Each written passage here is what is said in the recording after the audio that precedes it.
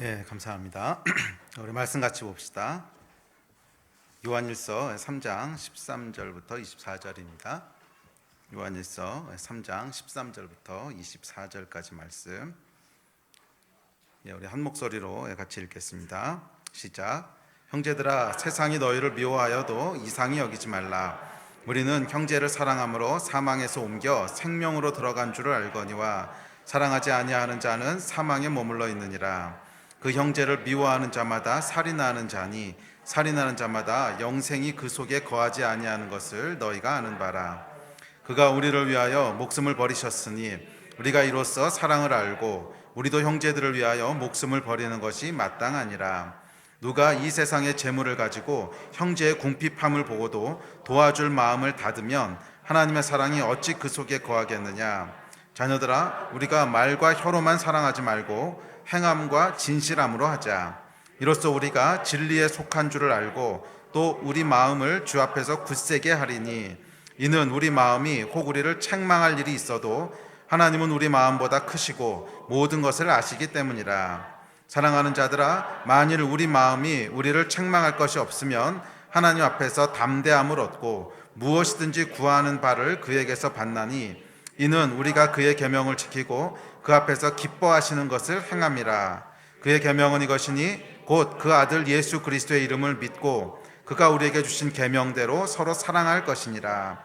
그의 계명을 지키는 자는 주 안에 거하고 주는 그의 안에 거하시나니 우리에게 주신 성령으로 말미암아 그가 우리 안에 거하시는 줄을 우리가 아느니라. 아멘. 여러분 기도해 주셔서 중동에서 더 브릿지 집회를 잘 마치고 왔습니다. 지금 방금 간증 나눴듯이 큰 은혜가 있었고 또 성령님의 특별한 그런 인도하심이 있었습니다. 사실은 굉장히 중요한 집회고 또 재정도 어마어마하게 들어가는 집회입니다. 한국 사람만 120명이었거든요. 그리고 현지에서 오신 분들도 또 수십 명이 계셨고, 사실 현지에서 오시는 분들은 저희가 인원 제한을 엄격하게 했습니다. 사실 아랍은요, 사람 동원하는 게 그렇게 어렵지 않습니다. 그냥 와라 그럼 다 우르르 오는 분위기이기 때문에 사람 동원하는 게 어렵지 않고, 그래서 우르르 오는 게 아니고 목회자들만 저희가 철저하게 검증을 해서 이렇게 모시려고, 작년에도 목회자들 오시라 그랬더니 무슨 장로님, 초신자, 불신자까지 다 데리고 왔더라고. 그래서 그렇게 하면 안 된다고, 이번에 목사님들만 오셔야 된다고. 그래서 아주 거르고 강조해서 진짜로 목사님들하고 아주 중요한 리더분들만 오신 거예요. 그래서 이제 그분들이 수십 명 오셨으면 굉장히 약간 많이 오신 겁니다. 많이 오셨는데 그 한국에서 들어가신 분들도 수십 명이고 비행기값만 해도 사실 억대가 들었을 것 같더라고. 모든 비용 합치면은 굉장히 많은 비용이 들어가는 건데 사실 아무 생각 없이 들어갔어요. 아무 생각 없이 거기서 뭘 할지 무슨 설교를 할지 정말 아무 생각 없이 들어가서 처음부터 끝까지 그냥 성령께서 하시는 대로만 쫓아가자.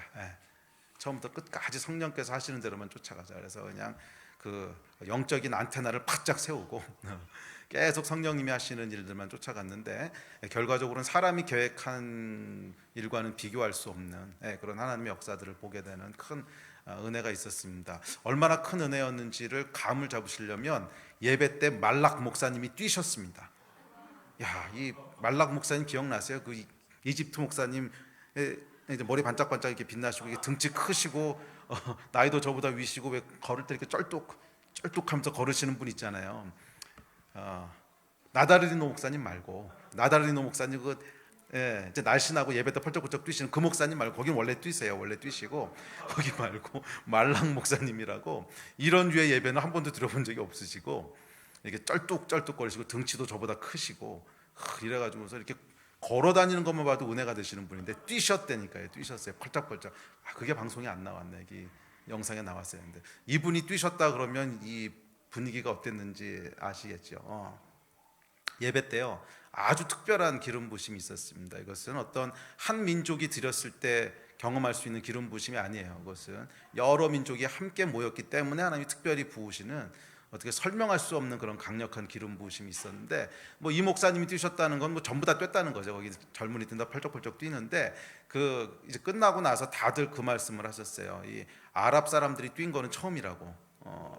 사실은 나다리노 목사님 교회도 젊은이들이 많고 예배는 굉장히 이렇게 컨템포러리하게 드리는데 저희도 몇 번 가봤는데 뛰는 건 한 번도 본 적이 없어요. 뭐 나와서 뛰고 그런 건 한 번도 본 적이 없고 그냥 손 들고 예배하는 것 정도고 손도 잘 안 들어. 그냥 하여간 그냥 예배 드리는 뭐 그런 건데 얘네들이 다 나와서 펄쩍펄쩍 뛰었어요. 뭐 물론 우리 애들이 먼저 뛰어서 그렇긴 한 건데 우리 애들이 먼저 뛰니까 얼떨결에 나와서 이제 뛰기 시작한 건데, 그래서 이걸 보시고는 이 목사님들이 큰 은혜와 큰 충격을 받으셨어요. 그래서 내년부터는 젊은이들 모임을 하자고. 그러니까 젊은이들은 저기들이 다 이제 그분들이 다 동원해 놓고 그 젊은이들에게 들어가는 경비들도 자기들이 다 되겠다고.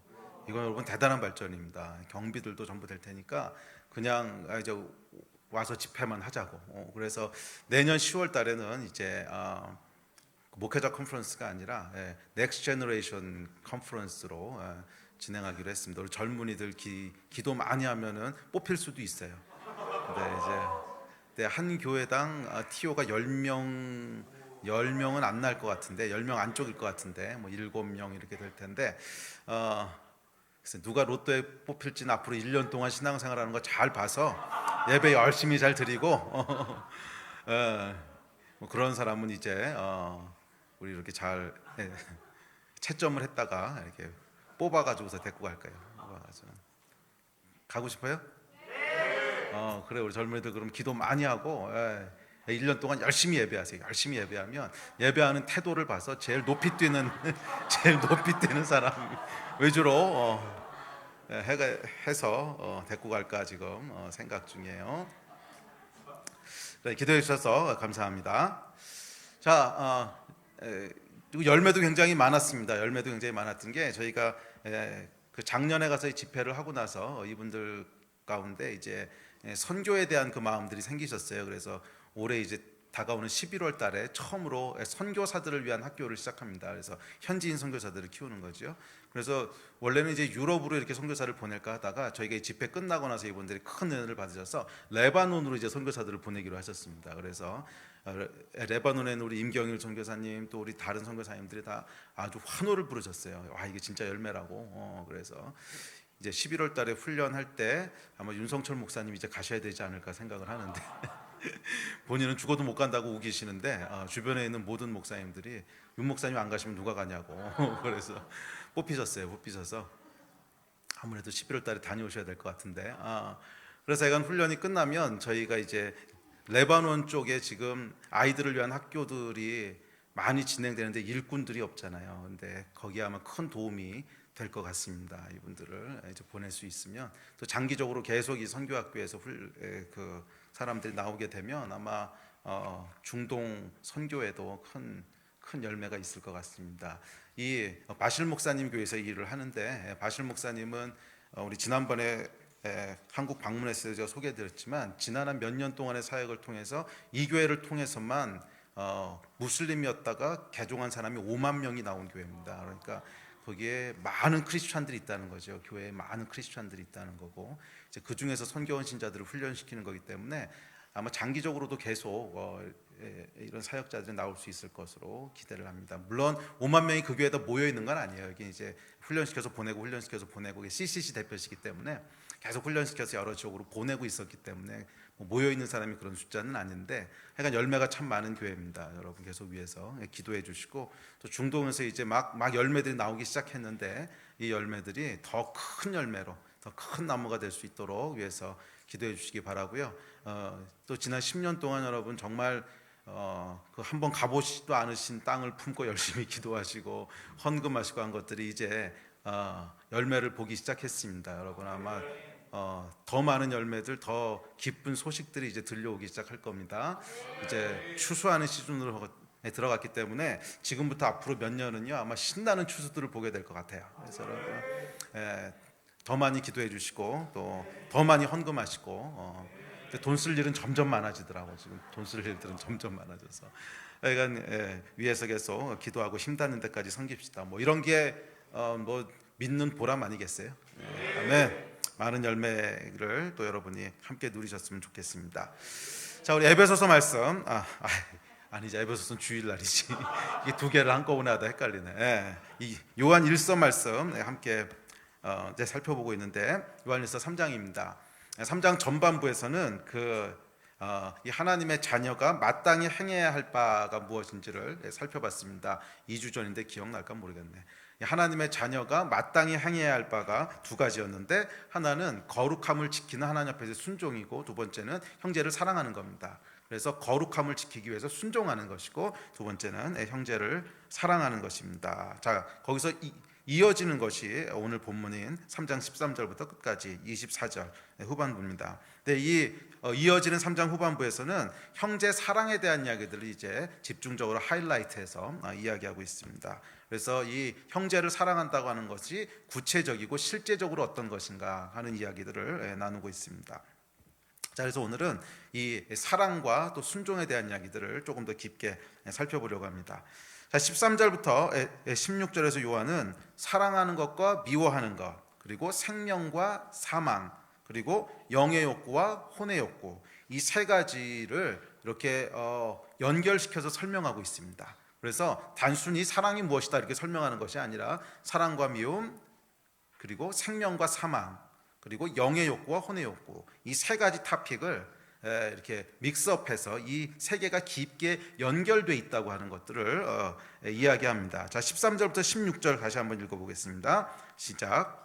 형제들아, 세상이 너희를 미워하여도 이상히 여기지 말라. 우리는 형제를 사랑함으로 사망에서 옮겨 생명으로 들어간 줄을 알거니와 사랑하지 아니하는 자는 사망에 머물러 있느니라. 그 형제를 미워하는 자마다 살인하는 자니 살인하는 자마다 영생이 그 속에 거하지 아니하는 것을 너희가 아는 바라. 그가 우리를 위하여 목숨을 버리셨으니 우리가 이로써 사랑을 알고 우리도 형제들을 위하여 목숨을 버리는 것이 마땅하니라. 요한은 이 사랑하는 것과 사랑하지 않는 것, 즉 미워하는 것을 이렇게 대비시켜서 설명을 하는데, 그것은 사랑과 미움, 생명과 사망, 그리고 영의 욕구와 혼의 욕구, 이 세 가지 토픽이 다 같은 얘기를 하는 거라는 거예요. 다 같은 얘기를 하는 거라는 거예요. 형제를 사랑하는 것은 영에 속한 것이고, 그래서 2장 10절에 보면 형제를 사랑하는 것이 빛 가운데 거하는 거라고 얘기하거든요. 그러니까 2장에서 한 얘기인데, 하여간 형제를 사랑하는 것은 영에 속한 것이고, 그것은 생명, 즉 영생에 거하는 거라는 거예요. 이 세 가지가 다 같은 얘기라는 거예요. 사랑하는 것은 영에 속한 행동이고, 영적인 행동이고, 그것은 곧 영생에 거하는 거라는 거예요. 반대로 형제를 사랑하지 않는 것, 미워하는 것은 세상에 속한 것이고, 세상은 육과 혼, 마귀 뭐 이런 거죠. 육과 혼, 형제를 사랑하지 않는 것은 세상, 육, 혼, 마귀 뭐 이런 것에 속한 것이고, 그것은 사망에 거하는 것이라는 거예요. 자, 앞서 이야기했듯이 생명 또는 영생은 시간에 관계된 용어가 아니라 뭐에 관계된 용어라고 그랬어요? 관계 용어라고 이제 설명했습니다. 이 사람은 영적인 존재이기 때문에 절대로 소멸되지 않습니다. 영원히 사는 것은 그냥 누구나 영원히 살아요. 그런데 성경에서 특별히 영생, 영원한 생명 또는 사망 이렇게 얘기했을 때는, 그래서 죽지 않고 영원한 시간을 존재한다 이런 뜻이 아니고 관계에 대한 용어입니다. 누구와 어떤 관계 가운데 있는가, 누구와 어떤 관계 가운데 영원한 시간을 보낼 것인가. 사실은 영원한 시간을 보낼 것인가라는 것도 좀 어폐가 있어요. 누구와 어떤 관계에 있는가 하는 것 자체가 영생이에요. 그래서 그것은 하나님과 또한 형제들과 서로 사랑하고 사귐이 있고, 그래서 코이노니아 가운데 서로 공동 소유가 되는 그런 사랑과 기쁨과 충만함 가운데 있는 상태가 영생이라는 거예요. 그래서 영생은 여러분 마지막에 누릴 것이 아니라 지금도 이미 누릴 수 있다는 거예요. 생명에 거했고 하는 것이 현재형이거든요. 그러니까 이미 우리가 영생 가운데 거했다는 거야. 영생 가운데 이미 우리가 있다는 거예요. 벌써. 그건 뭐예요? 관계 용어이기 때문에 그래요. 그래서 하나님과 사귐이 있고 형제와 사귐이 있고 서로 사랑하면 이미 우리는 영원한 생명 가운데 거하고 있는 거라는 거야. 반대로 우리가 사랑하지 않으면 그건 뭐예요? 사망 또는 죽음이라고 표현을 했는데, 이 사망, 죽음도 소멸된다는 뜻이 아닙니다. 인간은 영적인 존재이기 때문에 소멸될 수 없어요. 소멸되는 것이 아니라 사랑하지 않는 관계, 그래서 서로 미워하고 싸우고 질투하고 다 분리되어 있고 갈라져 있고, 그래서 고통과 막 미움과 막 이 쓴뿌리가 가득한 상태에 있는 것을 사망이라고 그러는 거예요. 영적인 사망이라 그러는 거야. 그래서 이 영적인 죽음도 미래에 경험할 것이 아니라 이미 경험하고 있는 거라는 거예요. 예, 그래서 이 본문 말씀에도 보시면 살인하는 자마다 영생이 그 속에 거하지 아니하는 것을 알고 또 사랑하지 않은 자는 사망에 머물러 있느니라 이랬거든요. 이미 사망에 머물러 있다는 거야. 그래서 미래에 우리가 무슨 벌을 받아서 지옥에 가고 그런 의미가 아니고, 그것도 뭐 포함되어 있겠지만 그런 의미가 아니고 이미 사망에 머물러 있다는 거예요. 그 관계 자체가 사망이라는 거야. 그리고 지옥의 본질도 사실은 그 관계 자체가 지옥의 본질이라는 거예요. 서로 갈라져 있고 미워하고 막 질투하고 쓴뿌리 있고, 그러니까 이것이 지옥의 본질이라는 거예요. 지옥에 가면 어떤 형벌이 기다릴 것인가? 뭐 성경에는 이제 뭐 불로 어떻게 하고 소금 치듯하고 여러 가지 표현들이 나와 있는데, 하여간 그 지옥의 본질은 뭐냐면 고통이에요. 고통. 굉장한 고통이 계속되는 상태라는 거예요. 그런데 이 고통은 어디서부터 오는 고통이에요? 사랑하지 않는 데서부터 오는, 서로 미워하고 질투하고 시기하고 용서하지 않고 쓴뿌리를 가지고 있고 하는 데서부터 오는 고통, 그 고통이 지옥의 본질이라는 거예요. 그래서 이것이 아주 맥시마이즈 된 것이, 이 다음에 우리가 거하면 안 되지, 이 다음에 예수 모르는 사람들이 거하게 될 어떤 지옥의 본질이라는 거죠. 자, 이것이 하여간 사망과 생명입니다. 그래서 사랑과 미움은 사망과 생명하고 아주 밀접하게 연결되어 있는 거예요. 사랑하는 관계에 있을 때 영생 안에 거하는 것이고, 사랑하지 않을 때 우리가 사망 안에 거한다고 하는 것이죠. 또한 그 사랑과 이 미움이라고 하는 것은 영적인 것 그리고 영적이지 않은 것하고도 깊게 연결되어 있습니다. 그래서 이 영적인 거라고 하는 건 뭐냐면, 뒤에 가서 조금 더 설명할 텐데, 하여간 사랑하는 것은 가장 영적인 행위라는 거예요. 가장 영적인 행위고, 사랑하지 않는 것은 우리 혼과 육의 욕구를 따라가는 행위라는 거예요. 그래서 이 영적인 행위는 뭐라 그랬어요? 자아를 부인하는 게 영적인 행위라 그랬어요. 사람은 영, 혼, 육으로 구성되어 있는데, 영은 우리 안에 거하신 성령님, 그래서 하나님께 순복하는 것이 영의 본질이고, 혼은 자아 중심이고 육은 감각 중심이라 그랬죠. 그래서 영적인 것이라고 하는 건 뭐냐면, 우리 혼과 육의 욕구들이 영의 욕구 앞에 굴복되어 있는 거예요. 이것이 영적인 것인데, 그게 사랑의 본질이라는 거예요. 왜냐하면 사랑은 뭐라 그랬어요? 예수께서 우리를 위하여 목숨을 버리셨듯이 형제를 위하여 자기 생명을 버리는 것이 사랑이라 그랬어요. 그런데 자기 생명을 버리고 싶어하는 혼이 어디 있어? 어떤 자아도요 자기 생명을 버리고 싶어하지 않아요. 차라리 자기 생명을 위해서 다른 사람을 희생시키고 싶어하지. 다른 사람을 밟고 올라가고 다른 사람을 희생시켜서라도 자기가 살고 싶어하지, 자기가 죽고 싶어하는 자아는 없어.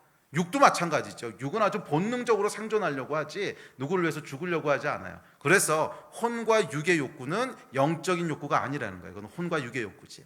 영적인 욕구는 뭐냐면 이 혼과 육의 욕구, 자아를 부인하는 거예요.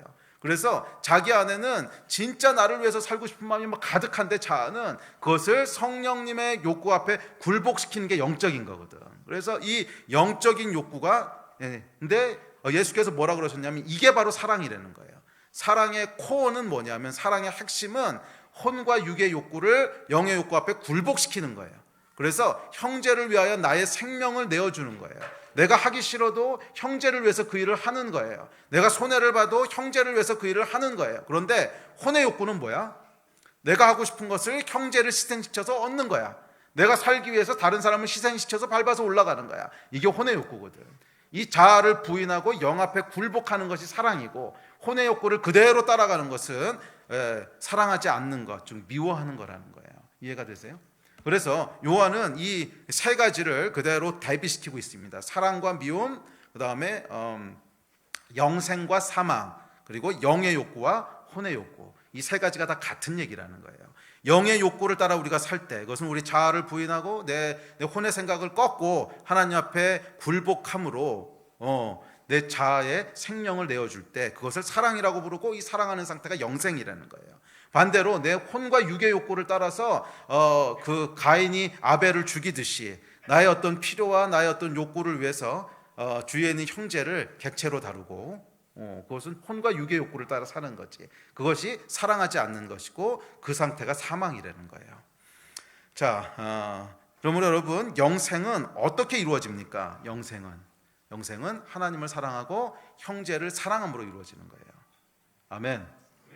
영생은 형제를 사랑함으로 이루어진다고 하는 것을 꼭 기억하시기 바랍니다. 그래서 이 반대로 형제를 미워하는, 형제를 비인격적인, 이게 하울링이 약간씩 오는데, 형제를 비인격적인 객체로 인식해서 불필요하면 아벨처럼 제거해버리는 그런 것은요, 결국 영원한 분리, 영원한 사망에 이르는 삶이라는 거예요.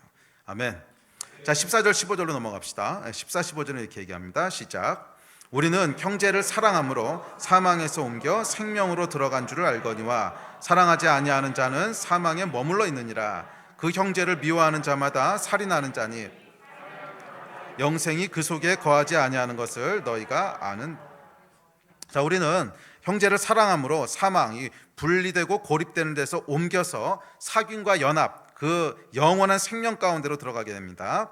반대로 형제를 미워하는 자는 영생이 그 속에 없습니다. 이미 영생이 그 속에 없어요. 자, 우리 영은 앞서도 설명했지만 혼과 육하고는 다릅니다. 영은 육과는 달리 물리적으로 죽고 사는 게 없지요. 그런데 여러분, 영도 액티브하게 활동할 때가 있고 잠잠히 죽은 듯이 잠잠할 때가 있어요. 멈춰 있을 때가 있어요.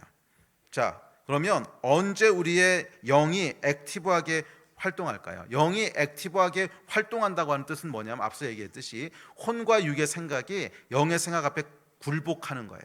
그게 우리 안에 있는 영이 활발하고 액티브하게 활동하는 거예요. 그러면 우리 안에 있는 혼의 생각들, 육신의 유혹들, 그것이 영의 생각 앞에 굴복하게 돼요. 이게 영이 액티브한 거예요. 반대로 영이 죽었어. 영이 죽는다는 표현은 정확한 표현은 아니에요. 영은 소멸될 수 있는 게 아니니까. 근데 얘가 영이 죽은 듯이 잠잠해. 디액티브 됐어. 그래서 아무런 활동이 없어. 그건 뭐냐면 혼과 육이 지 마음대로 그 생각대로 막 날뛰어서 살아가는 것을 영이 잠잠한 상태라고 얘기합니다. 자, 이것을 영적인 사망이라고 부릅니다. 자, 그렇다면 언제 영이 살아나고 언제 영이 죽을까요? 뭐 죽는단 말은 약간 정확한 표현은 아닌데 언제 영이 활발해지고 언제 우리 안에 있는 영이 잠잠해질까요? 그것이 오늘 얘기했던 이야기들이에요. 영은 여러분 언제 활발하게 살아나냐면 사랑할 때 살아나는 거예요. 사랑이 가장 영적인 행위라고 그랬잖아. 그래서 우리가 사랑하기를 선택할 때 우리 안에 있는 영이요 액티베이트 되는 거예요.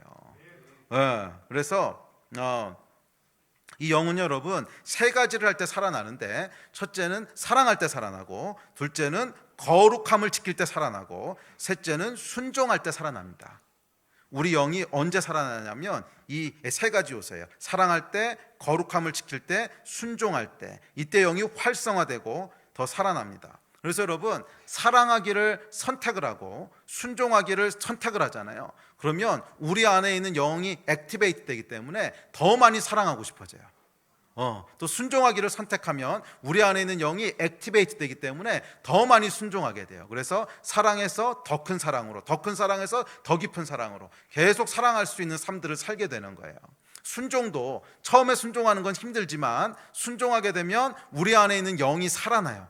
그래서 더 많이 순종하고 싶어져요. 그래서 작은 것 하나를 순종하면 그 다음에 우리 안에 있는 조금 더 큰 어떤 육의 욕구들, 혼과 육의 욕구들이 조금 더 쉽게 영 앞에 굴복하게 돼요. 그리고 그 선택을 하게 되면 영이 더 액티베이트 돼. 그래서 영의 활동이 더 커지기 때문에 더 큰 혼의 욕구들도 그 앞에 굴복하게 돼요.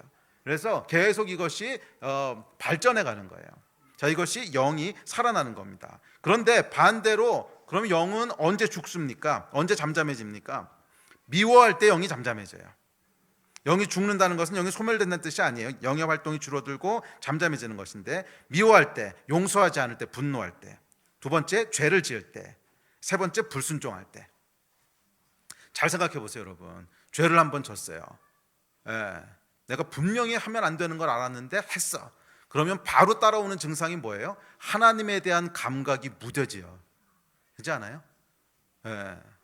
분명히 하면 안 되는 뭐 실수로 죄질 수도 있죠. 근데 실수로 죄진 거 이제 회개하고 돌아오면 되는데 하여간 뭐 실수로 졌든 뭐로 했든지 간에 하여간 우리가 죄를 짓잖아.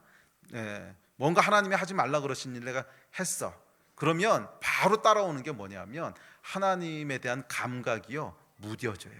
그러니까 그 전까지는 굉장히 하나님에 대한 감각이 이렇게 살아있거든. 감각이 살아있다고 하는 것은 뭐냐면 예배하러 나올 때마다 마음에 감동이 있고, 예배할 때도 와 정말 마저 하나님은 그런 분이시지 마음에서 막 동의가 되고, 그 예배 가운데로 깊게 들어가고 내 감정도 따라서 움직이고 그렇게 살고 싶은 의지도 발동되고, 이게 뭐냐면 영적으로 예민하게 살아있는 상태야. 그런데요, 죄를 한번 뻥 하고 접으세요. 뻥 하고 치면 예배 자리에 나와도 앞에서 무슨 찬양을 해도 감동이 없어. 무답니다. 왜 이렇게 길게 하지? 요한 전도사는 저게 문제야. 40번 반복했어. 좀 빨리 좀 끝내지 뭐 이딴 생각이나 하고 있게 되지. 이게 여러분 왜 그러는 것 같아요? 우리 안에 있는 영이 무뎌진 거야. 불순종도 마찬가지입니다. 하나님이 분명히 이렇게 하라고 말씀하셨는데, 이게 순종과 불순종은 죄하고는 약간 다른 겁니다. 그러니까 궁극적으로는 죄인데 우리가 흔히 생각하는 죄하고는 좀 다를 수 있어요. 순종과 불순종은 이성적으로 볼 때 또 세상적으로 볼 때 꼭 틀린 게 아닐 수도 있어. 그냥 A냐 B냐 둘 중에 하나 선택하는 건데, B를 선택한다고 해서 세상적으로 법에 저촉되거나 양심에 걸린다거나 그런 문제가 아닐 수도 있단 말이에요. 그럼에도 하나님이 인도하시는 어떤 인도하심이 있는데, 그 인도하심이 아니라 다른 걸 선택했을 때, 그때도 여러분 제일 먼저 찾아오는 게 우리 안에 있는 영적인 감각이 무뎌지는 거예요. 또 사랑하지 않는 행동들을 할 때, 계속 용서 못하는 마음이 있거나 계속 누군가를 이렇게 미워하고 있거나 분노하고 있거나, 그러면 여러분 하나님에 대한 감각들이 금방 무뎌지기 시작합니다. 이 안에 혹시 오늘 예배 드리면서 가만히 있어, 내가 이전에는 이런 감각이 아니었는데, 이전엔 예배 드릴 때 이거보다 훨씬 더 기쁨과 어떤 그 임재와 이런 게 있었는데 지금 왜 이렇게 냉랭하지? 그러는 분들이 있다면 분명히 이거 중에 뭔가 걸려 있는 거야. 분명히 뭔가 걸려 있는 거예요. 예. 사랑하지 않거나 순종하지 않거나 아니면 죄를 졌거나. 그러면 여러분, 여러분의 영이 살아있기를 원하십니까? 네. 영이 여러분 깨어있기를 원하십니까? 네. 그렇다면 방법은 명백합니다. 형제를 사랑하십시오. 네. 이 사랑의 행위는요, 우리 안에 이 영을요 굉장히 활발하게, 왜냐하면 하나님 기뻐하시기 때문에. 하나님이 기뻐하시는 일을 하면 우리 안에 굉장한 이 영적인 충만함이 임하게 돼요. 그래서 이 하나님에 대해서 예민해지고 하나님에 대해서 훨씬 더 풍성해지고 막 그 일을 더 많이 하고 싶고, 이게 하나님이 기뻐하실 때 우리 안에 일어나는 현상이에요. 우리 영이 함께 기뻐하는 거거든. 그럼 여러분, 이 영이 여러분 깨어있기를 원하신다면 제일 먼저 하셔야 될 것, 형제를 사랑하십시오. 아멘. 이거만큼 우리 영을 파워풀하게 깨우는 건 없어요. 형제를 사랑하십시오. 할렐루야. 그리고 거룩함을 지키고 순종하십시오. 이것은 하나님을 사랑하는 거예요. 예. 이 하나님을 사랑하는 자는 그의 계명을 지킨다 그랬어요. 그래서 이 말씀에 순종하고 거룩함을 계속 지키시기를 힘쓰십시오. 아멘. 그랬을 때 우리 안에 영이 더 깨어있게 될 줄로 믿습니다. 자, 이어지는 16절입니다. 16절은 이렇게 얘기합니다. 시작. 그가 우리를 위하여 목숨을 버리셨으니 우리가 이로써 사랑을 알고 우리도 형제들을 위하여 목숨을 버리는 것이 마땅하니라. 성경이 이야기하는 사랑의 본질입니다. 사랑은 뭐예요? 형제를 위해 목숨을 버리는 거예요. 다시 말해서 형제를 비인격적인 객체로 취급하는 것이 아니라 하나님의 형상으로 지음받은 소중한 주체로 대하는 것입니다. 오히려 그 앞에서 내가 생명을 버리는 객체가 되는 것입니다. 자, 그런 의미에서 사랑은 혼과 육의 욕구를 거스릅니다. 혼과 육의 욕구는 가인처럼 자아를 위해서 필요하다면 형제의 생명을 그냥 취하는 거예요. 살인하는 거예요. 육의 욕구는 그저 생존하는 겁니다. 약육강식이에요. 그런데 사랑은 이 혼과 육의 욕구를 거스릅니다. 오히려 형제를 위해서 나의 생명을 버립니다. 이것이 정확히 영의 욕구예요. 예수님께서 그렇게 하셨잖아요. 그래서 사랑은 뭐냐 하면 영적인 행위예요. 사랑은 영적인 활동이에요. 그것은 혼과 육의 욕구를 영의 욕구 아래, 하나님 아래 복종시키는 것입니다. 자아 중심의 혼을 부인하고 본능 중심의 육을 절제하고 자신을 희생하고 내어주는 영의 욕구에 순복하는 거예요. 이게 여러분 신앙의 본질이고 핵심인 줄로 믿습니다. 그래서 여러분 사랑은 정확히 뭐예요? 영적인 거예요. 정확히 영적인 거예요. 왜? 자기를 부인하는 거야. 그게 사랑이야. 사랑은 그냥 로맨틱하게 감정이 좋고 뭐 스윗하고 이런 게 사랑이 아니야. 분명히 3장 16절에서 뭐라 그랬냐면 형제를 위하여 목숨을 버리는 것을 사랑이라 그랬어요. 형제를 위하여 목숨을 버리는 것을 사랑이라 그랬어요. 그러니까 꼭 죽어야 사랑이라는 뜻은 아니고 사랑의 본질이 자기 안에 있는 자아 중심의 욕구를 꺾는 거라는 거야. 형제를 위해서 근데 이 자아의 가장 강렬한 욕구가 뭐예요? 살고자 하는 욕구잖아. 생존에 대한 욕구잖아. 그래서 이 자아의 모든 욕구를 형제를 위하여 꺾는 거예요. 예. 그렇기 때문에 이게 영적인 일이라는 거야. 사랑하는 건 여러분 철저히 영적인 일인 것을 기억하시기 바랍니다. 그것은 우리 감정이 아니야. 감정이 혼적인 거잖아. 우리의 의지도 아니야. 이것도 혼적인 거잖아. 사랑은요 영적인 거예요. 영적인 거. 우리 안에 있는 자아를 꺾는 거야. 형제를 위하여. 아멘. 사랑은 여러분 기억하세요. 철저하게 영에 속한 행동입니다. 아멘. 그래서 그 안에 뭐가 있냐면 영생과 생명이 있는 거예요. 사랑 안에 영생과 생명이 있는 거예요. 자, 17절, 18절로 넘어가겠습니다. 17절, 18절 있습니다. 시작. 누가 이 세상의 재물을 가지고 형제의 궁핍함을 보고도 도와줄 마음을 닫으면 하나님의 사랑이 어찌 그 속에 거하겠느냐. 자녀들아, 우리가 말과 혀로만 사랑하지 말고 행함과 진실함으로 하자. 자, 이제 17절, 18절은 그렇다면 이제 사랑하라고 계속 얘기했는데 사랑이 영적인 거고 사랑해야 영이 살아나고 그러면 프랙티컬하게 사랑이 뭐냐는 거야. 프랙티컬하게 사랑이 뭐냐는 거야. 아주 실제적이고 구체적인 것인데 사랑은 여러분 실제적이고 구체적으로 해야 된다는 거야. 말과 혀로만 하면 안 되고 뭘로 해야 된다는 거예요? 행함과 진실함으로 해야 된다는 거예요. 형제의 궁핍함을 가지고 보고도 도와줄 마음을 닫으면 어찌 하나님의 사랑이 그 속에 있겠느냐. 그러니까 사랑은 여러분 아주 실제적이고 구체적인 거라는 거예요. 자, 사랑을 여러분 뭐라 그랬어요? 영적인 거라 그랬죠. 그런데 진짜 영적인 것은, 참된 영적인 것은 반드시 물질적인 실체가 있습니다. 제가 영적인 거 설교할 때 여러 번 반복했던 얘기인데 진짜로 영적인 세계에서 뭔가 일어나잖아요. 이게 진짜면 우리가 눈에 보이는 물질 세계에서도 뭔가 있어요. 뭔가가 있어요. 그래야 이게 진짜 영적인 거야. 그렇지 않고 뭐 굉장히 영적인 것처럼 와 나는 뭐 하늘의 뭐를 받고 무슨 예언의 은사를 받았고 뭐 3000층에 올라갔다 왔고 밤마다 꿈을 꾸고 뭐 아무리 영적인 얘기를 말과 혀로 아무리 영적인 얘기를 많이 쏟아놔도 그게 진짜 영적인 거라면 뭐가 있어야 된다는 거예요? 열매로 그들을 알지라 그랬잖아요. 열매로 그들을 알지라. 진짜 영적인 거면 그 사람이 진짜 선지자면 열매로 그들을 알지라 할 때 선지자 얘기하다 나왔거든. 그 사람이 진짜 선지자라면 거짓 선지자가 아니라 진짜 선지자라면 그에 해당하는 물질에 뭔가가 있다는 거예요. 보여지는 열매가 있다는 거야. 보여지는 열매가 있다는 거야. 이게 있어야만 이게 진짜 영적인 거라는 거예요. 그렇지 않으면 이건 다 영적인 신기루야. 좀 더 직설적으로 얘기하면 영적인 뻥이야, 뻥.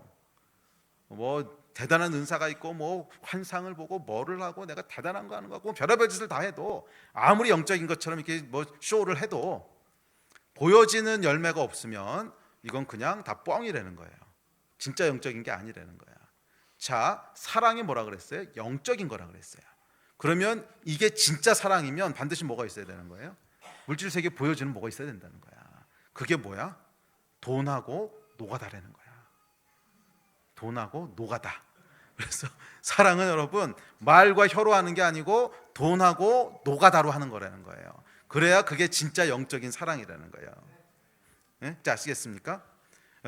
사랑은 영적인 일입니다. 가장 영적인 일입니다. 그렇기에 그 사랑이 진짜라면 반드시 뭔가가 행해져야 돼요. 그래서 행함과 진실함으로 하라 그랬어요. 행함과 진실함으로. 뭔가 진짜 움직이는 게 있어야 된다는 거야.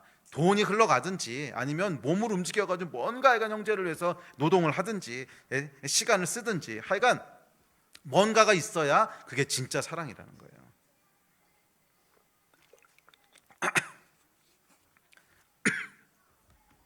그래서 여러분, 이 구체적이고 실질적인 사랑을 할 때 우리 안에 영이 살아나게 됩니다. 이 안에 혹시 내가 뭐 특별히 죄를 지은 것도 아니고 내가 뭐 특별히 불순종한 것도 아닌데 하나님에 대한 감각이 뭔가 예전 같지 않아. 뭔가 예배를 드려도 뭔가 예전 같은 감동이 좀 없고 뭔가 약간 좀 뭔가 약간 그 좀 지루한 것 같고 뭔가 약간 뭐 그렇다고 느끼시는 분 혹시 있다면 제가 여러분에게 강력히 도전합니다. 물질과 시간을 들여서 형제를 위하여 희생하는 일을 해보세요. 분명히 우리 안에 영이 살아나요. 영이 살아나는 것은 오해 없이 들으십시오. 영이 살아나는 것은 얼마나 큰 희생을 했느냐에 비례해요. 쉽게 얘기해서 여러분이 헌금한 액수에 비례한다는 거야. 그것은 절대 액수가 아니에요. 주님께서 헌금 액수를 보시는 것은 상대적인 겁니다. 그러니까 과부 있잖아. 두렙돈 과부. 두렙돈이 전부였어.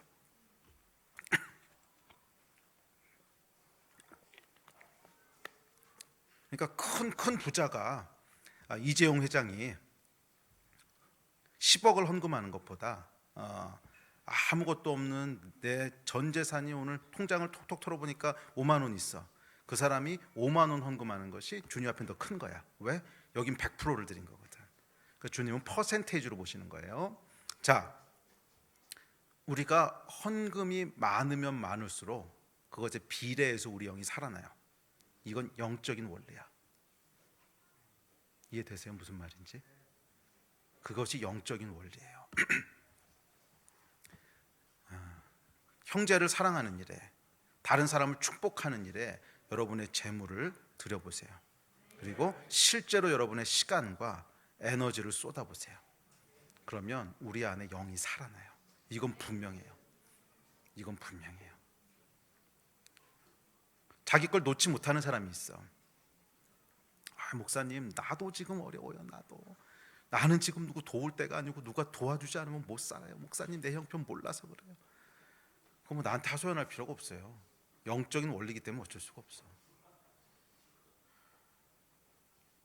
근데 제일 불쌍한 사람이 어떤 사람이냐면, 제일 불쌍한 사람이 양다리 걸치는 사람이야. 여기도 조금 저기도 조금. 이거는요 진짜 불쌍해요. 이것은 세상적으로도 별로 못 누리고 그렇다고 영적인 축복도 못 받아. 이거는 완전히 사이에 껴가지고서요. 그러니까 여러분, 하려면 아싸라게 해야 돼. 진짜예요. 하려면 아싸라게 해야 돼. 제가 지금까지 사역하면서 목회하면서 주님 말씀에 그냥 올인해가지고서 이게 상황이 되든지 안 되든지 어쨌거나 하나님이 하라고 그러신 거잖아. 형제를 위하여 생명까지 버리라고 했는데 생명 버릴 수 있으면 뭐 그 안에 따라오는 거야. 딴 거는 생명에 비해서 아무것도 아니잖아. 안 그래요? 내가 아무리 어렵고 저쩌고 목사님, 내 상황은요 지금 그럴 상황이 아니에요. 내가 지금 빚더미에 있고요. 내가 지금 내 코도 속자고요. 아직 안 죽었잖아. 생명을 드린 건 아니잖아. 아직. 그거보단 쉬운 거잖아. 안 그래? 그러니까 이게 성경의 명령이란 말이에요. 제가 지금까지 쭉 이렇게 지내오면서 진짜 성경의 말씀에 순종해서 하나님 앞에 형제를 위해서 쏟아 부었던 사람 치고 하나님이 주시는 복을 못 받는 사람은 본 적이 없어요. 진짜 하나님이 몇 배로 부어주셔야 다. 이건 제가 정말 여러 번 본 거야. 여러 번. 근데 제일 불쌍한 사람이 그러니까 성경에도 나오잖아. 가장 불쌍한 사람 누구야? 아나니와 삽비라. 이게 진짜 불쌍한 거야. 아싸리 그 돈 갖고 다 그냥 자기 먹고 살든지. 근데 드리기는 엄청 드렸어. 부자였는데 재산은 절반 드렸잖아. 이거 엄청 많이 한 거잖아요. 근데 이게 아주 상징적으로 보여주는 게 뭐냐면 양다리 걸치는 거거든. 여기에 이만큼 자기의 욕구를 위한 것도 보호해 두고 세이브해 두고, 그다음에 조금 어떻게 하긴 하고 싶은데 어쩌고해서 여기도 조금 하고, 막 어쩔 수 없이 딴 사람들 다 하는데 내가 안 하면 이게 어떻게 되겠어? 뭐 이런 것 때문에 떠밀려서 이게 여러분 세상에서 제일 불쌍해. 왜? 죽잖아. 여러분 진짜로 복을 누리는 사람은요 하나님의 말씀에 그냥 재지 않고 순종하는 거예요. 말씀했으면 그냥 재지 않고 순종하는 거야. 나도 어렵지만 저 형제가 보니까 나보다 더 딱해. 그럼 어떡하겠어? 되든 안 되든 그냥 하여간 하나님 말씀에 순종해서 그렇게 살아보세요. 이거를 못 놔가지고서 계속 붙잡고 있으면 결국 끝까지 그렇게 끌려다니면서 사는 거예요. 그래서 여러분들이 해방됐으면 좋겠어요. 그거 계속 끌려다니면서 살면 인생이 고달퍼. 인생이 고달프다고. 그냥 하나님 말씀에 순종해서 사랑해라. 그것은 재물과 노가다를 가지고 사랑해라. 그랬으면 그냥 순종해요. 그냥 두 마음 세 마음 계산하고 재고 이러지 하지 말고 그냥 하나님 하라고 했으면 그냥 해. 그러면 제가 보증할 수 있어요. 하나님이 책임지세요. 그런 사람 치고 복 못 받는 사람 못 봤어. 아멘. 이 복을 여러분 누리시게 되기를 주의 이름으로 축복합니다. 그게 왜 복을 누리게 되는 줄 아세요? 그렇게 해서 내가 100만 원을 헌금하면 복으로 하나님께서 500만 원 주실 거야. 아니 꼭 그렇게는 안 하실 수도 있어. 전혀 생각 못한 다른 복일 수도 있는데 이게 하여간 복을 받는 이유는 뭐냐 하면 우리 영이 살아나기 때문에 그래요. 우리 영이 계속 살아나기 때문에 영적으로 충만한 삶을 살게 되거든. 그럼 여러분 영적으로 충만한 삶을 사는 사람은 하나님이 인도하시는 걸 따라가겠어요? 안 따라가겠어요? 당연히 따라가지. 그러니까 하나님이 그 사람을 위해서 계획하신 데스티니를 다 이루게 된단 말이야. 근데 하나님이 계획하신 데스티니 속에는 여러분 굶어 죽는 데스티니는 없어. 무엇을 먹을까 무엇을 입을까 무엇을 막 염려하지 말라 그랬거든. 하나님이 마련하신 데스티니 안에는 여러분 풍성함이 있어요. 제가 그렇게 순종한 사람은 다 부자가 됩니다 이렇게 얘기는 못하겠어. 그렇지 않은 사람도 많이 봤거든. 근데 꼭 돈이 많은 것만 복은 아니거든. 그 복 속에는 여러분 적어도 먹고 살 만큼을 보장해 주시는 복은 근데 분명히 있어요. 그래서 제가 이 하나님한테 올인했던 사람 치고 먹고 살지 못할 정도로 막 이렇게 고통 속에 있는 사람은 본 적이 없어요. 그건 하나님이 적어도 마태복음에서 약속하셨어요. 먹는 거 입는 거 내가 책임진다고. 그리고 그것과 비교할 수 없는 영적인 복들을 다 부으시는 거예요. 그리고 그 복 안에는 이제 어떤 사람은 뭐 재물을 풍성하게 해주셔서 그 재물을 가지고 더 많은 사람 섬기게 하시는 사람도 있을 것이고, 또 어떤 사람은 높은 권위에 오르게 하는 사람도 있을 것이고, 또 어떤 사람은 영적으로 많은 열매를 맺게 하는 사람도 있을 것이고, 그 복은 사람의 부르심에 따라 다 다르지만 우리가 형제를 사랑할 때 우리 안에 영이 액티베이트 되기 때문에 결국 하나님의 충만함 가운데로 들어가게 돼 있다는 거예요. 이건 제가 목회를 하면서 실제로 계속 봐온 사실이에요. 그래서 후하게 주는 삶을 사세요. 움켜쥐는 거 이거 제일 바보 같은 거야. 이게 제일 바보 같은 거야. 제가 오늘 설교를 준비하다가 그 인터넷 뉴스를 하나 봤어요. 이걸 지금 제가 캡처해 두려고 그러는데 그 유럽에 있는 어떤 심리학 연구소에서 연구를 했는데 이기적인 사람과 이타적인 사람 중에 누가 더 돈을 많이 버는지를 조사를 했어. 그래서 뭐 이기적인 사람은 뭐 이제 구제하는 거라든지 뭐 이런 거랑 쭉쭉 이렇게 해가지고서 조사를 했는데 누가 더 돈을 많이 버는 줄 아세요? 이타적인 사람이 돈을 더 많이 벌더라는 게 결론이야. 이거 오늘 뉴스에 찾아보세요. 이기적인 사람, 이타적인 사람을 떠. 이게 여러분 세상을 창조하신 하나님의 원리예요. 사실은 이렇게 꽉 움켜쥐면 잘 살 것 같지만 세상에서도 조사를 해보면 움켜쥐는 사람은 못 산다는 거야. 세상에서도 조사를 해보면 계속 풀어주는 사람이 돈도 더 많이 벌더라는 거야. 이것은 뭐 우리 신앙과 상관없이 계속 풀어주는 사람이 더 많이 살더라는 거야. 왜 그런 줄 아세요? 영적인 원리예요. 하나님을 알든 모르든 영적인 원리야. 이해되세요? 무슨 말인지? 우리 안에 여러분 움켜쥐려고 하는 이 저주를요 빨리 끊어버려야 돼요. 움켜쥐려고 하고 있으면 혹시 여러분 재정적인 어려움 때문에 계속 움켜쥐려고 하시는 분들이 있다면 이렇게 해서는 그 위기를 빠져나올 수 없습니다. 계속 움켜쥐려고 하는 것은 우리를 점점점 쪼그라들게 해버려요. 이거 빨리 끊고 나와야 돼요. 믿음으로 안 되더라도 축복하는, 내가 할 수 있는 만큼 축복하는, 손해보더라도 그냥 너그럽게 축복하고, 응? 뭔가 날 뒤통수 치고 사기치는 놈이 있으면 에이 축복 먹고 떨어져라 뭐 이렇게 하더라도, 그러니까 이거를 계속 붙잡고 있어가지고서는 절대로 복을 누릴 수 없어. 그냥 손해 보게 되면 아싸라게 축복하고, 그러면 관계라도 건지거든. 그럼 그 사람 얼마나 미안하겠어.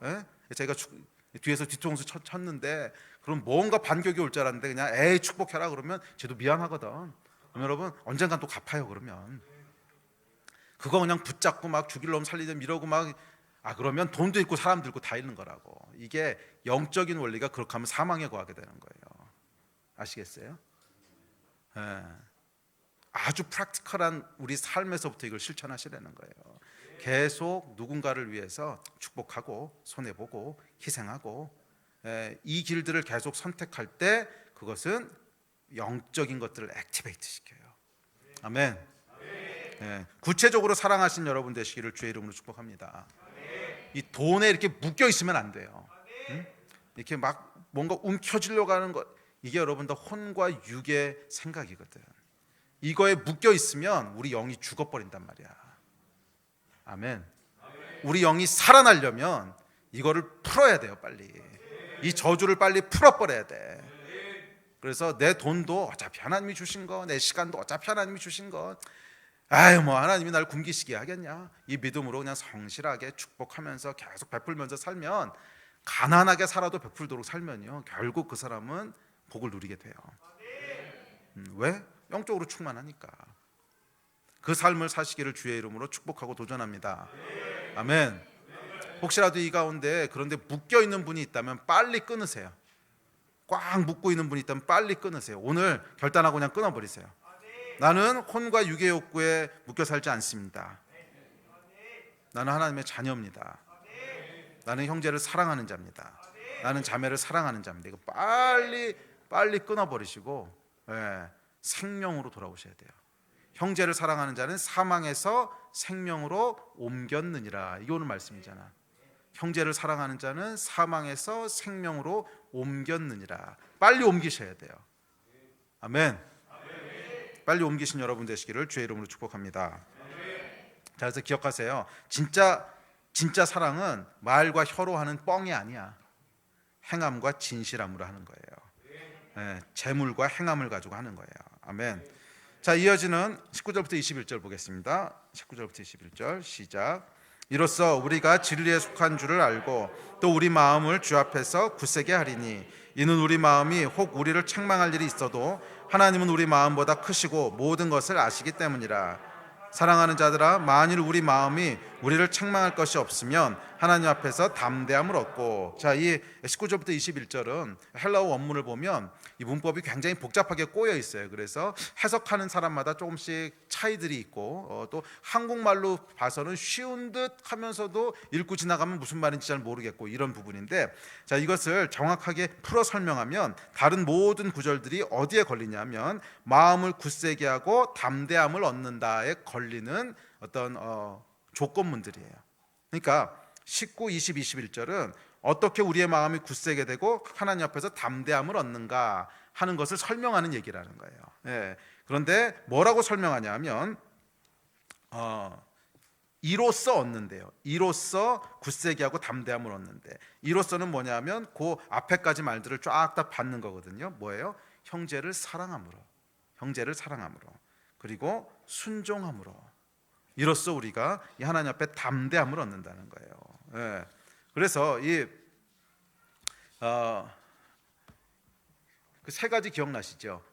영을 액티베이트 시키는 거, 사랑하고 거룩함을 지키고 순종하세요. 그러면 우리가 뭘 하냐면 우리 마음이 하나님 앞에 담대함을 얻는다는 거예요. 담대함을 얻는다는 거예요. 이 굳세게 하다라고 하는 말은 안심시키다, 확신케 하다, 설득시키다, 이런 의미인데, 우리가 의를 행하고 실제적으로 사랑할 때 우리 마음이 주 앞에서 확신케 되고 안심된다는 거예요. 두 번째 담대함을 얻는 방법은 20절인데, 혹 우리를 책망할 일이 있어도 하나님은 우리 마음보다 크시고 모든 것을 아시기 때문이라. 두 번째는 하나님의 은혜를 신뢰하라는 거예요. 우리가 의를 행하고 사랑하다가도 가끔 실수해서 넘어질 때가 있단 말이야. 그러면 우리 마음이 담대함이 없어지지. 아유, 죄책감, 내가 이래도 될까? 막 이런 마음들 말이야. 그때는 뭐를 의지하라는 거예요? 우리의 죄보다 더 크신 분, 하나님의 은혜를 신뢰하라는 거예요. 네? 네. 그러니까 이게 두 번째예요. 자, 그래서 담대함을 얻는 방법은 뭐가 있다고 그랬어요? 첫째, 의를 행하고 사랑하십시오. 순종하십시오. 둘째, 그러다 넘어지면 하나님의 은혜를 신뢰하십시오. 그분은 우리의 죄보다 크십니다. 그분은 크신 분이세요. 자, 그렇게 해서 우리 안에 담대함을 계속 유지하라는 거예요. 하나님 앞에 담대함을 유지하라는 거예요. 그러면 21절, 22절, 23절이 이루어진다는 거예요. 저희 같이 읽습니다. 시작. 사랑하는 자들아, 만일 우리 마음이 우리를 책망할 것이 없으면 하나님 앞에서 담대함을 얻고 무엇이든지 구하는 바를 그에게서 받나니 이는 우리가 그의 계명을 지키고 그 앞에서 기뻐하시는 것을 행함이라. 그의 계명은 이것이니 곧 그 아들 예수 그리스도의 이름을 믿고 그가 우리에게 주신 계명대로 서로 사랑할 것이니라. 자, 여기에 어마어마한 약속이 나와 있는데 왜 담대함을 얻어야 되냐면 담대함을 얻으면 무엇이든지 구하는 바를 그에게서 받는다는 거예요. 와, 별로 안 놀래네. 우리 여러분, 책망할 것이 없는 담대함을 얻는 것, 하나님 앞에서 담대함을 얻는 것, 그것이 주는 결과가 뭐냐면 무엇이든지 구하는 바를 그에게서 받는다는 거예요. 반대로 얘기하면 담대함이 없으면 어떻게 된다는 거예요? 담대함이 없어요. 그래서 하나님 앞에 나가는데 계속 이렇게 막 나 같은 놈이 하나님 앞에 나가도 돼? 내가 기도하면 하나님 들어주실까? 그럴 리가 없어. 내가 한 일이 있는데 이렇게 나가는 사람은 기도해봐야 응답받을 일이 없다는 거야. 기도할 필요가 없는 기도를 하고 있다는 거예요. 다음 구절 보세요. 야고보서 이렇게 얘기합니다. 시작. 오직 믿음으로 구하고 조금도 의심하지 말라. 의심하는 자는 마치 바람에 밀려 요동하는 바닷물결 같으니 이런 사람은 무엇이든지 주께 얻기를 생각하지 말라 그랬거든. 자, 잘 보세요 여러분. 마음에 담대함이 있는 사람이 있어. 하나님 앞에 마음이 굳세고 담대함이 있어. 뭐예요? 사랑하고 의를 행하고 순종하고 이걸 계속 행한 사람이 있어. 그럼 마음 가운데 뭐가 있는지 아세요? 뿌듯함이 있어요. 맞아, 내가 하나님 앞에서 이걸 행했어. 그러면 어떤 마음이 있어요? 하나님 앞에 얼른 나가서 칭찬받고 싶은 마음이 있어. 그런 게 있잖아. 우리도 이 부모님한테도 시험 봤는데 100점 받았단 말이야. 그럼 빨리 집에 가서 엄마 100점 이렇게 자랑하고 싶은 마음이 있죠. 그런데 시험 봤는데 25점이야. 그러면 집에 가기도 싫고 보여주기도 싫고, 시험 봤냐? 아니, 시험지 요즘 안 주는 것 같아요. 뭐 이러고. 자, 이게 뭐예요 여러분? 하나님 앞에 담대함이 있는 마음은 뭐냐면 책망할 것이 없는 담대함. 그것은 여러분 사랑하고 거룩함을 지키고 순종함으로, 만약 실패했으면 은혜를 신뢰함으로, 이걸 믿음이라 그러는 거예요. 그런 사람은 하나님 앞에 막 나아가고 싶은 마음이 있어. 막 달려가고 싶은 마음이 있어. 와, 하나님 이거 보세요 막 이런 마음이 있거든. 이런 사람은 기도하면 다 하나님 들어주신다는 거야. 이게 믿음이라는 거예요. 하나님 앞에 나아가는 담대함을 얻는 거야. 하나님을 향한 친밀함을 얻는 거야. 그래서 막 나가가지고서 하나님, 와, 이거 보세요 내가요 이렇게 했다니까. 그럼 막 하나님 주신 기쁨이 막 그 안에 충만해. 그러면 그 상태에서 기도하면 그냥 다 응답받는 거지. 그런데 이 하나님 앞에 나가는데 마음이 반대야. 25점이야 25점. 그래서 하나님이 물어보시면 어떡하지? 이거 물어보시면 어떡하지? 나 같은 놈이 기도하면 들어주실까? 그때 내가 이것도 안 하고 저것도 죄짓고 이것도 저렇게 하고 하나님 말씀 하나도 안 듣고 뭐 사랑도 안 하고 내가 헌금하라고 막 부담을 주셨는데 헌금도 안 하고 막 이 형제가 어려워 죽겠는 거 보고도 못 본 척하고 막 그러고 있으면 책망할 것이 마음에 있단 말이야. 그럼 어떻게 되겠어요? 기도가 나오겠어? 기도를 하면서도 어떻게 기도하겠어요? 주님, 제가 이런 기도하긴 참 뻔뻔하긴 한데 기도해도 분명히 안 들어줄 텐데 그래도 한번 좀 들어봐 주세요. 이러고 이거 혼잣말이지 이게 무슨 기도겠어. 이렇게 해서는 기도가 응답받을 수 없다는 거야. 기도할 때는 무슨 마음이 있어야 되냐면 내가 이 기도하면 하나님 분명히 들어주신다. 내가 기도하면 하나님 분명히 응답하신다. 이거 내가 요구하면 하나님 분명히 응답하셔. 이 담대함이 있어야 되는 거야. 안 그래?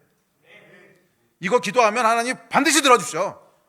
이런 담대함이 있는 사람은 무엇을 구하든지 하나님 들어주신다. 이건 제 얘기가 아니고 성경 그대로 읽은 거예요.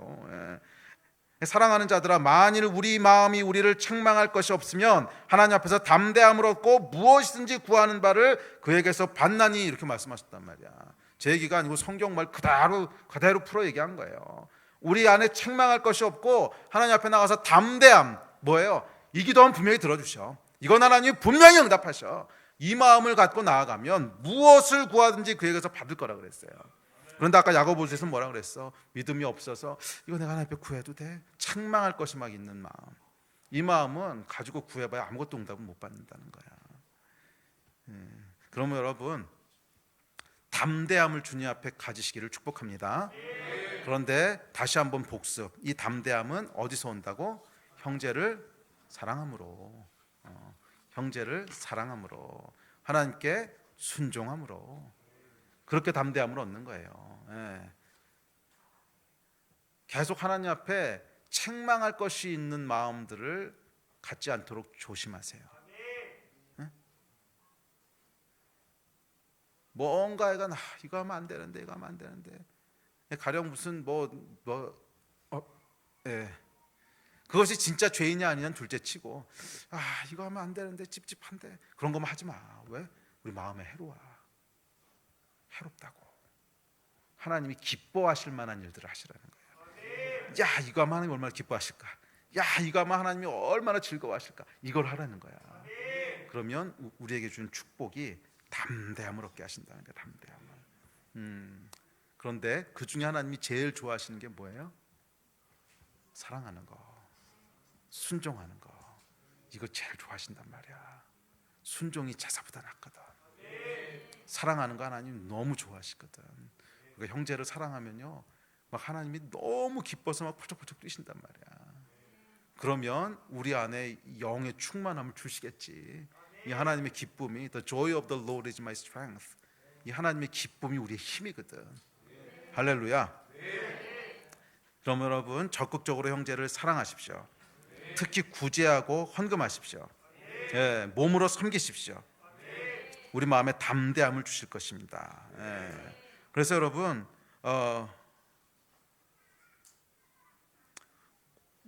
구하는 것은 무엇이든지 받는데, 이게 여러분 신앙의 실체예요. 이게 신앙의 실체. 우리가 기도하면 그대로 들어주시는 신앙의 실체. 그래서 우리의 신앙은 여러분, 실체를 행하고 실체를 경험하는 거예요. 실체를 행하는 게 뭐야? 재물과 행함으로. 실체를 행하고 실체를 경험하는 것, 기도응답으로. 그래서 여러분, 실체 놓고 실체 따먹는, 이게 신앙생활이야. 맨날 말과 혀로만 하는 추상적인 이딴 거 말고, 예배하고 별의별 거 다 하는데 아무런 실체가 없어. 이런 형이상학적인 감정 노름 같은 거 하지 말고, 이게 우리 지난주에 우리 21세기 영지주의자 했다며. 이게 실체 없는 그게 영지주의거든. 이게 무슨 뭐 이상한 체험, 무슨 감정 노름 잔뜩 이런 것만 하는 건데 실체는 하나도 없어. 이딴 거 말고, 뻥치는 신앙생활 말고 실체가 있는 것. 이게 뭐예요? 실체가 있는 것.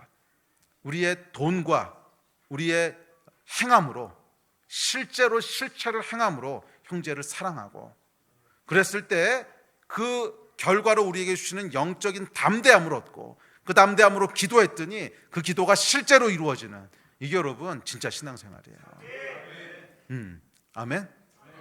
그래서 세상 사람들은 아마 가운데 과정은 안 보이겠지. 뭔가 열심히 행하고 그 결과 뭔가 열심히 얻고, 그런데 이 사이에 진짜 영적인 게 껴있는 거야. 뭔가 열심히 행함으로 말미암아 영적인 충만함과 담대함을 얻고, 그 결과 영의 세계에서 이 땅의 기도가 응답되는 뭔가 실체가 일어나고, 이 보여지는 것들이 있어야 되는 거예요. 아멘. 잘 기억하세요. 우리는 실체를 놓고 실체 따먹는 거지 괜히 헛소리하고 있는 사람들이 아니란 말이야. 그러려면 실제로 행함과 진실함으로 사랑하고, 그 결과 기도하는 것을 무엇인지 응답받는 이 실제를 경험하는 그런 여러분이 되시기를 주의 이름으로 축복합니다. 예배팀 나오십시오. 자, 24절입니다. 마지막 24절. 자, 시작. 그의 계명을 지키는 자는 주 안에 거하고 주는 그의 안에 거하시나니 우리에게 주신 성령으로 말미암아 그가 우리 안에 거하시는 줄을 우리가 아느니라. 자, 그러니까 이렇게 할 때 이 성령 충만은 여러분 실체를 행하고 실체를 경험할 때 온다는 거예요. 예.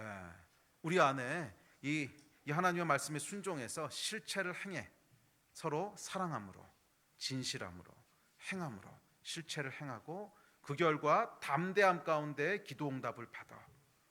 이 과정들이 우리 가운데 계속 이루어질 때 거기 뭐가 있는 거예요? 성령 충만함이 있는 거예요. 성령 충만함이 있는 거예요. 네. 아멘. 성령 충만은 여러분 다시 한번 도전합니다. 성령 충만은 감정으로 얻는 게 아니야. 감정만 가지고 성령 충만함을 얻는 사람들은 그날 기분에 따라서 충만함이 달라져. 컨디션 좋고 뭐 기쁜 날 있을 때는 예배 나왔는데 성령 충만하고 뭔가 속썩이는 일이 있고 하여간 그러면 성령 피폐하고 막 이러거든. 성령 충만이 아니야. 그거는 감정이야, 감정. 성령 충만함은 언제 이루어지는 거냐면 구체적인 행함이 있을 때 이루어지는 거예요. 어떤 행함? 그의 계명을 지키는 서로 사랑하라. 그리고 하나님께 순종하라. 이 두 말씀, 서로 사랑하라, 하나님께 순종하라. 이 말씀을 지킬 때 우리 안에 책망할 것이 없는 마음이 되고, 그랬을 때 하나님의 기쁨이 우리 안에 부어지는 게 성령 충만. 아멘. 그리고 그 상태에서 기도했을 때 기도가 응답받는, 그랬을 때 더 성령께서 충만하게 우리 안에 역사하시는, 이게 성령 충만이에요. 그러면 여러분 그날 기분에 따라서 성령 충만했다 피폐했다를 왔다 갔다 하시는 분들이 있다면 그 말과 혀로 하는 것들 빨리 정리하세요. 빨리. 그리고 진짜 성령 충만에 이르려면 뭐 하셔야 돼요? 순종하시고 사랑하셔야 돼요. 실제적으로 눈에 보이는 걸로. 그렇게 했을 때 우리 안에 성령 충만함이 꺼지지 않고 약해지지 않고 계속 유지될 줄로 믿습니다. 아멘. 자리에 일어나서 기도합시다.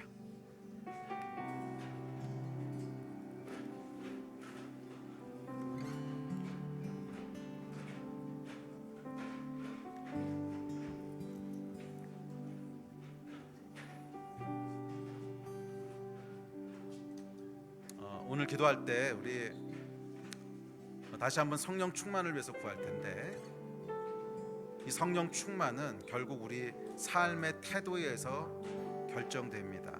삶의 태도란 계속 움켜쥐는 태도를 질 것이냐, 아니면 나의 상황과 나의 어떤 그런 것에 관계없이 형제를 사랑하고 계속 내가 가진 것으로 축복하고 이 태도로 살 것이냐에 따라서 성령의 역사가 달라질 거예요.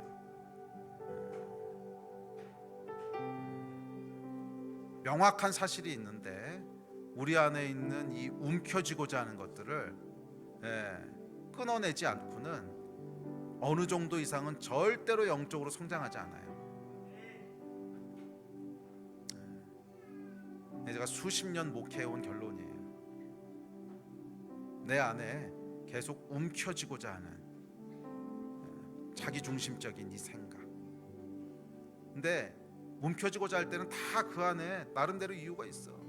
나는 뭐 이게 안 되고, 난 저게 부족하고, 난 지금 뭐 재정이 어렵고, 난 지금 뭐가 어렵고, 우리 집은 뭐 지금 직장이 잘렸고, 현우 어디 갔어? 뭐 직장이 잘렸고, 하여간 여기 있구나. 하여간 다 이유가 있어. 다 이유가 있는데 뭐 이유가 있으니까 움켜쥐겠지. 이유가 없는데 움켜쥐겠나? 근데 이유가 뭐든지 간에 하나님을 신뢰하는 것은 그것을 뛰어넘어야 돼요.